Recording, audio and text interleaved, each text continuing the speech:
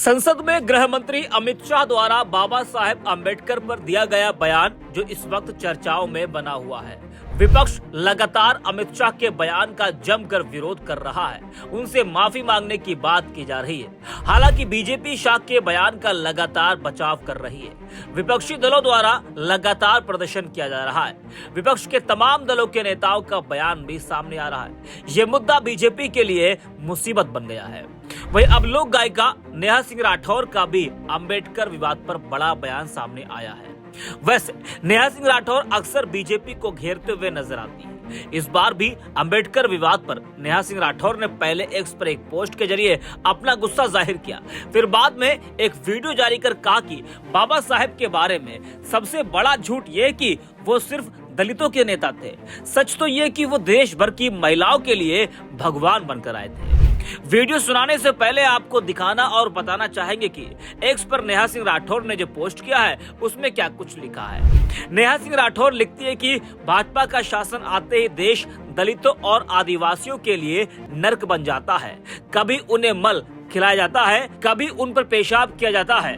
भाजपा के नेता खुलेआम बाबा साहेब पर अभद्र टिप्पणी करते हैं और माफी तक नहीं मांगते। 5 किलो राशन की बहुत बड़ी कीमत वसूली जा रही है। तो नेहा सिंह राठौर और विपक्ष के नेताओं का ये आरोप है कि बीजेपी की सरकार आने के बाद देश में दलितों और आदिवासियों का अपमान बढ़ा है। पूरे देश की बात अगर न की जाए, देश के सबसे बड़े सूबे सिर्फ उत्तर प्रदेश की बात करें अगर, तो एबीपी न्यूज की ये खबर आप देखिए। इसी साल सितंबर माह की ये खबर है जिसकी हेडलाइन है कि दलितों के खिलाफ अत्याचार में नंबर 1 बना यूपी।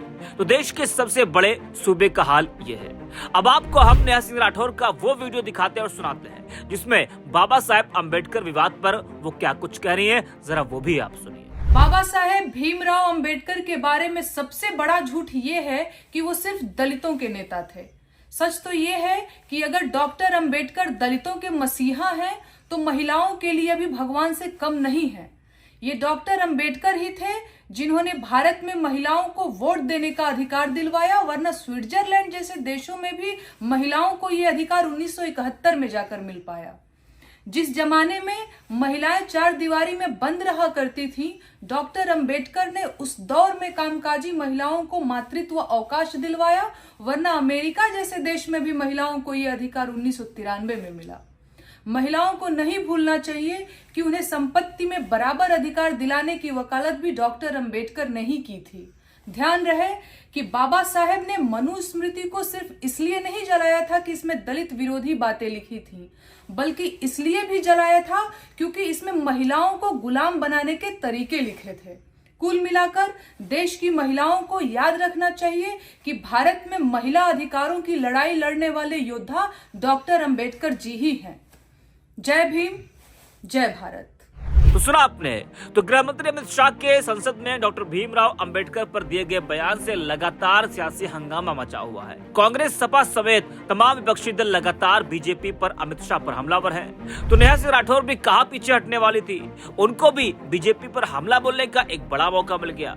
मौका क्या, बाबा साहेब का अपमान भला कैसे सहेगा हिंदुस्तान। कोई भी हो उसका खून तो खोलेगा ही। आपको बता दें कि राज्यसभा में अमित शाह ने कहा था कि अभी एक फैशन हो गया है, अंबेडकर अंबेडकर अंबेडकर अंबेडकर। इतना नाम अगर भगवान का लेते तो 7 जन्मों तक स्वर्ग मिल जाता। फिर क्या था, अमित शाह के इस बयान का विपक्षी दलों ने जमकर विरोध करना शुरू कर दिया और इसे एक बड़ा मुद्दा बनाया, जिसके बाद अमित शाह को और बीजेपी को सफाई भी देनी पड़ी।